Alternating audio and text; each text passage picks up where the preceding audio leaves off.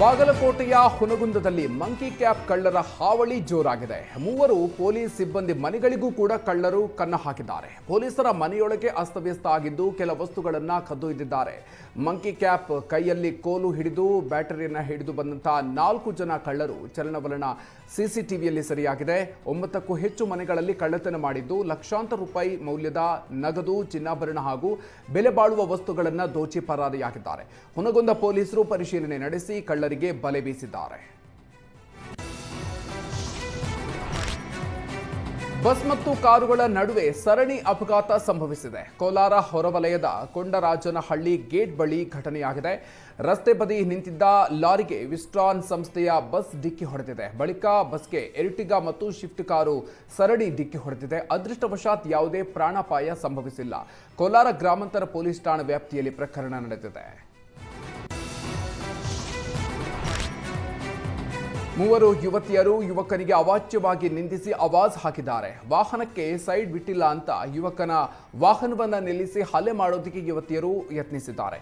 ಹಾಸನದ N R circle ಬಳಿ ಘಟನೆ ನಡೆದಿದೆ. ಇತ್ತ ಸಾಮಾಜಿಕ ಜಾಲತಾಣದಲ್ಲಿ ವಿಡಿಯೋ ವೈರಲ್ ಆಗಿದ್ದು ಯುವತಿಯರ ದರ್ಪಕ್ಕೆ ನೆಟ್ಟಿಗರು ಆಕ್ರೋಶವನ್ನು ಹೊರಹಾಕಿದ್ದಾರೆ.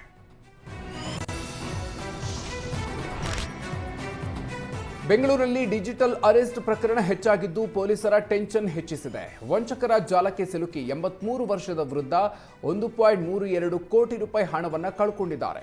ಬೆಂಗಳೂರಿನ ಯಲಹಂಕ ನಿವಾಸಿ ವರದರಾಜನ್ ವಂಚನೆಗೊಳಗಾಗಿದ್ದಾರೆ. ನವೆಂಬರ್ 19ನೇ ತಾರೀಕು ವರದರಾಜನ್ ಅವರಿಗೆ ವಾಟ್ಸ್ಆಪ್ ಕರೆ ಬಂದಿತ್ತು. ಎಸಿಪಿ ಮುಂಬೈ ಕ್ರೈಮ್ ಬ್ರಾಂಚ್ನಿಂದ ಮಾತಾಡ್ತಾ ಇದ್ದೀನಿ. ಮನಿ ಲಾಂಡ್ರಿಂಗ್ ಕೇಸ್ನಲ್ಲಿ ನಿಮ್ಮ ಹೆಸರಿದೆ. ನೀವು ವೃದ್ಧರಾಗಿರೋದ್ರಿಂದ ನಿಮ್ಮನ್ನು ಅರೆಸ್ಟ್ ಮಾಡ್ತಾ ಇಲ್ಲ.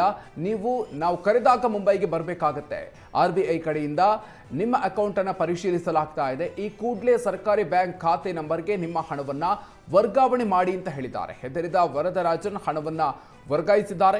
ಎಲ್ಲ ಹಣವನ್ನು ಹಾಕಿಸಿ ವಂಚಕರು ಮೊಬೈಲ್ ಸ್ವಿಚ್ ಆಫ್ ಮಾಡಿ ತಣ್ಣಗಾಗಿದ್ರು. ವಂಚನೆಯಾಗಿದ್ದು ಗೊತ್ತಾಗ್ತಿದ್ದಂತೆ ವರದರಾಜನ್ ಪೊಲೀಸ್ ಠಾಣೆಗೆ ದೂರನ್ನು ನೀಡಿದ್ದಾರೆ. ಸದ್ಯ ಪ್ರಕರಣ ದಾಖಲಿಸಿ ಆರೋಪಿಗಳಿಗಾಗಿ ಶೋಧವನ್ನು ನಡೆಸಲಾಗ್ತಿದೆ.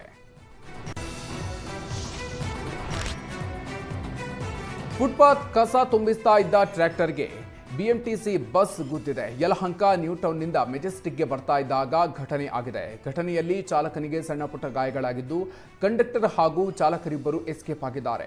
ಘಟನಾ ಸ್ಥಳಕ್ಕೆ ಸದಾಶಿವನಗರ ಸಂಚಾರಿ ಪೊಲೀಸರು ದೌಡಾಯಿಸಿ ಪರಿಶೀಲನೆ ನಡೆಸಿದ್ದಾರೆ.